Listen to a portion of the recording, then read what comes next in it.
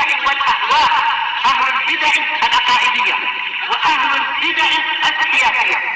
نقول بيننا وبينكم السلف، بيننا وبينكم الكتب، كان فيقول البدع بيننا وبينكم.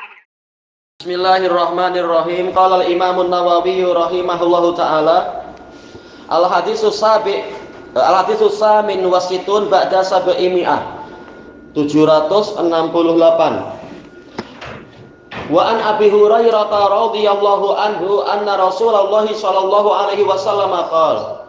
Dari Abi Hurairah radhiyallahu anhu bahwasanya Rasulullah sallallahu alaihi wasallam bersabda. Ayo, kebetulan ada anak-anak, kita tanya. Abu Hurairah siapa namanya? Siapa anak-anak yang ingat? Siapa yang bantu ayah? Ayo, jangan semuanya lupa. Insya Allah ada satu kok yang ingat. Kalau anak-anak lupa berarti abang-abang. Ayo, tamam. Abdurrahman bin Sakhar. Siapa yang jawab? Solihin. Solihin kafir Daus namanya. Solihin. Allahumma barik. Tayyib.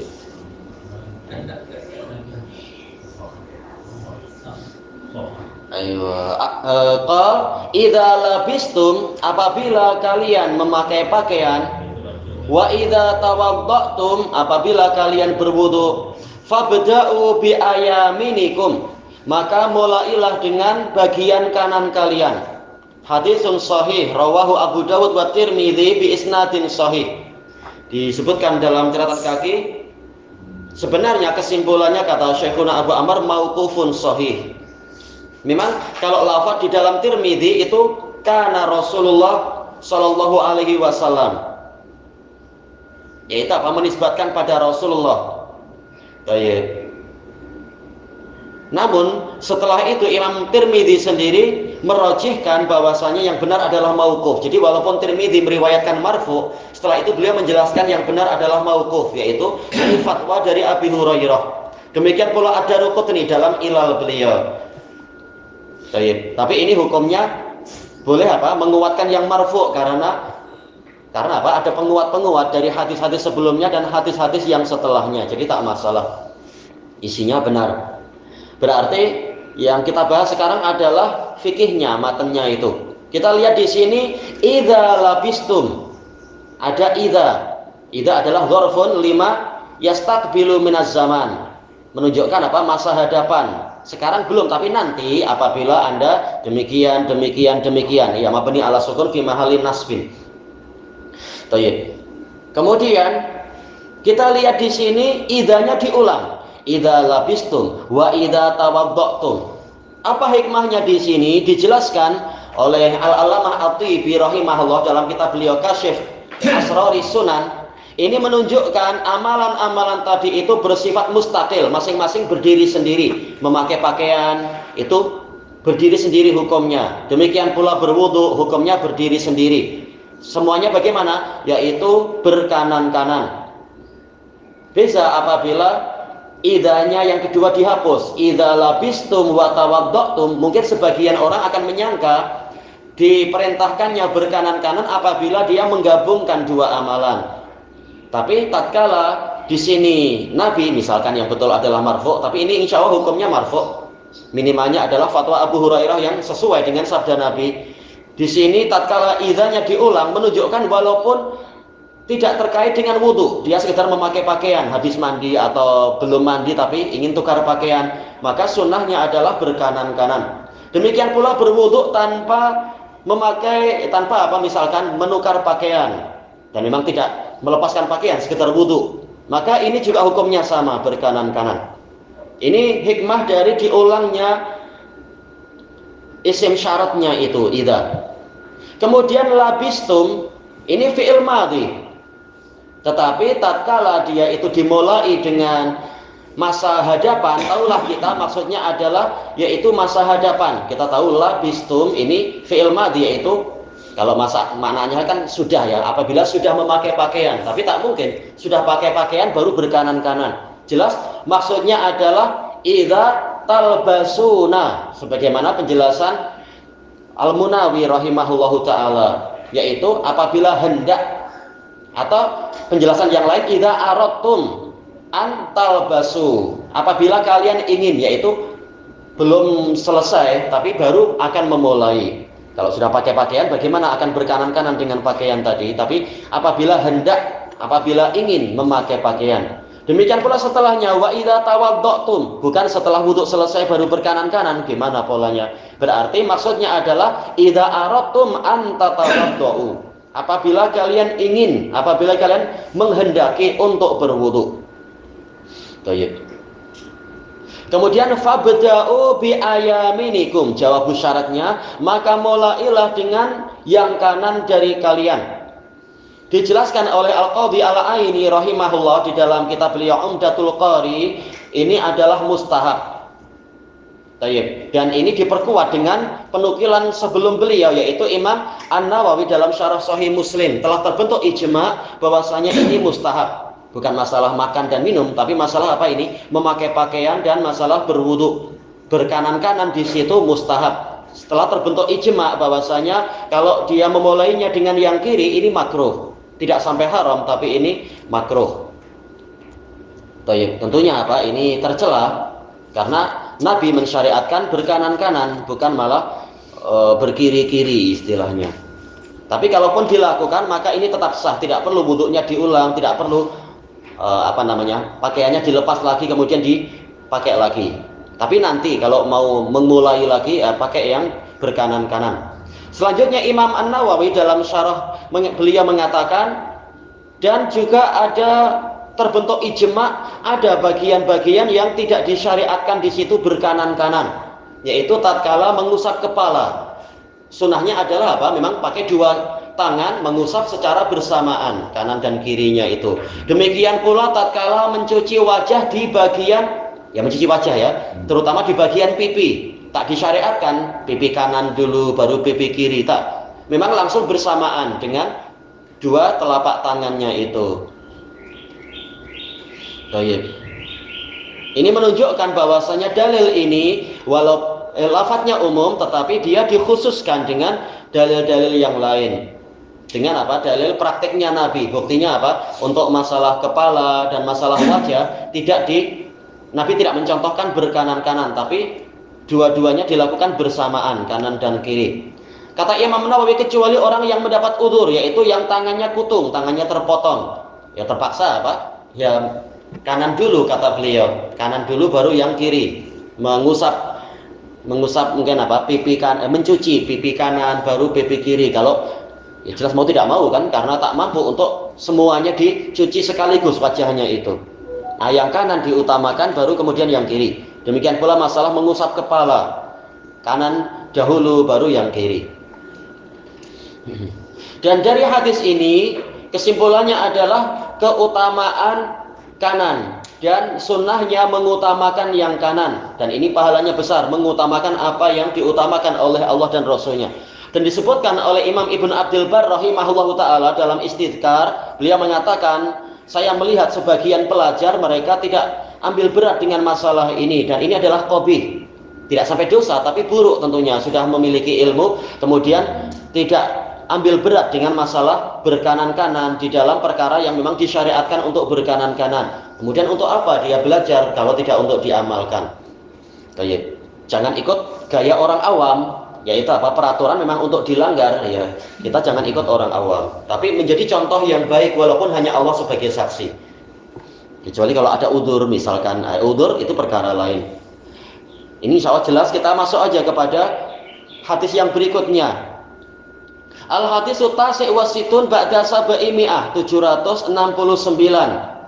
Wa an Anasin radhiyallahu an anna Rasulullah sallallahu alaihi wasallam atamina. Ini tentang masalah haji dohirnya. Rasulullah sallallahu alaihi wasallam datang ke Mina. Fa'atal jamrah, kemudian beliau mendatangi jamrah. Jelas Mina semuanya manhar, tempat penyembelihan. Dan kemudian beliau mendatangi jamrah untuk apa? Melempar faromaha, melakukan pelemparan itu 7 kali 3 itu ya. Summa ata manzilahu bimina. Kemudian beliau mendatangi tempat tinggal beliau, tinggal sementara di kemah di Mina wa nahar, dan beliau menyembelih. Jadi tadi sekedar lewat saja, kemudian melempar, setelah itu baru menyembelih. Karena memang peraturannya itu kan ra nun dengan ha, romyu, kemudian nahar baru ha, yaitu apa? Halak, mencukur. Summa qala lil halaq, setelah itu beliau berkata kepada pencukur rambut, khud, ambillah, yaitu mencukur. Wa asyara ila janibihil aiman, beliau mengisyaratkan, menunjukkan kepada sisi kanan. Tayyib. Sekarang berapa ya di sana? Kalau dulu bayarnya berapa dulu tuh? 10 real. Oh, lumayan juga 10 real. Tayyib, real Saudi. Boleh jadi sekarang harga naik ya, naik. Anak tanya, ini kalau halak semua berapa? 10 real. Kalau kosor 10 juga katanya. Kalau sikit 10 juga. Sudahlah, terserah. Ditulis semua. Tak dikatakan apapun 10 enggak, ditulis satu persatu memang. Ternyata ditunjuk di situ. Ini 10, ini 10, ini 10. Sama ternyata. Dan semuanya rata-rata yang semua apa itu? Gede-gede semuanya adalah orang apa? Bangla kan? Bangla atau India? Bangla. Iya, memang suka mereka bahasa Melayu, bahasa Indonesia. Tayyib. Summal aisar, baru kemudian apa? Bagian kiri. Ini menunjukkan disunahkannya dengan yang kanan, baru kemudian yang kiri. Summa ja'ala yu'tihin nas, muttafaqun alaih. Kemudian mulailah beliau memberikan rambut tadi kepada orang lain. Karena ini mimbabi apa? Al-barakah, karena rambut Nabi memang diberkahi. Dan tentunya tidak sama dengan rambut-rambut yang lain. Tapi bagaimana dengan sekarang? Nah, dari mana kita tahu itu rambut Nabi? Sementara tak ada daftar DNA-nya, bagaimana? Semuanya adalah tipuan. Imam Ibnul Qayyim mengatakan asar-asar Nabi semuanya telah hilang dan tidak ada dalil sahih pun untuk memastikan ini terompahnya Nabi, ini tongkatnya Nabi, ini adalah pakaian Nabi, ini rambut Nabi, dan seterusnya. Orang tak mampu untuk membuktikan. Sebelum pergi kat doktor, kena queue kan, tunggu lama. Dia potong sikit. Maksudnya setelah selesai Romeo, kemudian nahar, kemudian memotong rambut sedikit. Nah, potong sikit dulu lah. Nanti kan nak pergi tukar cukur kan lambat kan. Tak kena orang ramai. Jadi potong sikit ni.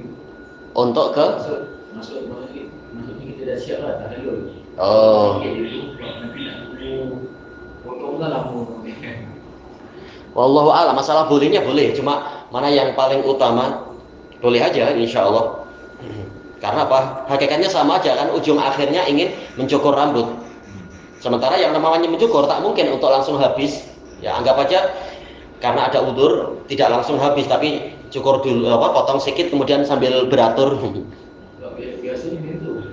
Kalau yang tembok bulan pun tak diajar itu potong sikit dulu. Insya Allah nggak masalah. Untuk biar segera selesai amalan ibadahnya, insya Allah nggak masalah. Baik. Sebenarnya dia potong dekat sa'i, sudah habis sa'i, boleh dia potong. Biar segera halal. Orang pun tak tahu. Insya Allah tak apa. Karena apa? Ada udzur. Kalau nggak ada udzur ya pahalanya kurang kan, karena yang diperintahkan adalah halak. Sementara prakteknya kita tahallulnya bukan dengan halak tapi dengan taksir, jadinya sekedar potong sedikit. Buktinya apa? Setelah kita memotong sedikit kita sudah merasa halal. Jadi ternyata tahallul kita bukan dengan halak. Cuma nanti menyempurnakannya dalam keadaan sudah halal. Jadi kalau tanpa udzur rugi sebenarnya. Karena apa? Tahallulnya berarti kita status tahallulnya kita sekedar taksir. Sementara Nabi mendoakan pada kali yang ketiga baru apa? Wal muqassirin. Tahallulnya dengan taksir. Sementara kalau yang tahallulnya itu dengan mencukur habis, itu doakan maghfirah 3 kali, rahmat 3 kali. Sementara prakteknya, kenyataannya kalau seperti itu, kita nanti mencukur rambutnya dalam keadaan sudah halal kan? Sehingga rugi sebenarnya, rugi. Kecuali kalau ada udzur lain, masalah udzur. Ada juga dulu kita dikasih tahu sebagian teman itu sudah langsung dicukur, setelah setengah baru dimintai duit banyak. Ya, terus kenapa harganya mahal gini? Kalau engkau nggak mau, cari yang lain. Tapi sudah gundul setengah. Ini jahat. Makanya sebelum itu kita tanya dulu berapa harganya. Jangan nanti ditipu.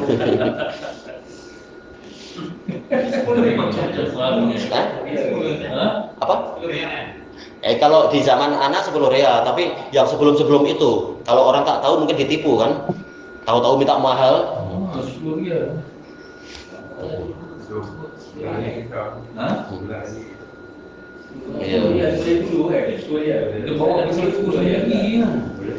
Ada yang suka nipu, khawatirnya itu. Jadi kozak Iya, jadi kozak. Tayyib. Kita habiskan karena ini hadisnya jadi satu di sini muttafaqun alaih. Wa fi riwayah, dalam satu riwayat, ini riwayat Muslim disebutkan di sini. Lama romal jamrah, tatkala beliau sudah melempar jumrah, wa nahar, dan juga menyembelih, wa nahara nusuka, menyembelih hewan yang hendak disembelih itu, nusuk yaitu apa, nasikah, dzabihah, wa halaq, dan mencukur rambut. Nawalal halaqa shiqqahul aiman, beliau menyerahkan kepada si pencukur itu bagian kanan kepala beliau, fahalaqah, maka dia pun mencukur rambut kepala Nabi bagian kanan. Summa da'a Abu Talha al-Ansari radhiyallahu anhu, setelah itu beliau memanggil Abu Talha al-Ansari, fa'atahu iya, kemudian beliau memberikannya kepada Abu Talha. Kata para pensyarah, kata Al-Hafidz Ibnu Hajar, ini menunjukkan keutamaan Abu Talha. Beliau diutamakan oleh Nabi di waktu itu, mendapatkan bagian kanan, dan yang pertama kali lagi. Summa nawalahu shiqqahul aisar, setelah itu Nabi menyerahkan sisi kiri beliau kepada si pencukurnya, faqala ihlik, cukurlah, fahalaqah, kemudian mencukurnya, fa'atahu Abu Talha, setelah itu beliau memberikannya kepada Abu Talha lagi, faqal iksimhu bainan nas, bagikan dia di antara orang-orang. Ini menunjukkan keutamaan Abu Talha, mendapatkan dua kali dan mendapatkan sebagai apa? Penerima amanah untuk menyerahkan ke orang lain. Dan disebutkan dalam riwayat Muslim, bagian kanan juga diberikan pada Ummu Sulaim, istrinya Abu Talha. Baru kemudian orang-orang yang lain. Ini menunjukkan tentang apa? Barokahnya Nabi dan disunahkannya berkanan-kanan. Sekaligus disunahkan mengutamakan orang-orang tertentu dalam suatu masalah, misalkan ini boleh. Wallahu a'lam. Walhamdulillahirabbil alamin.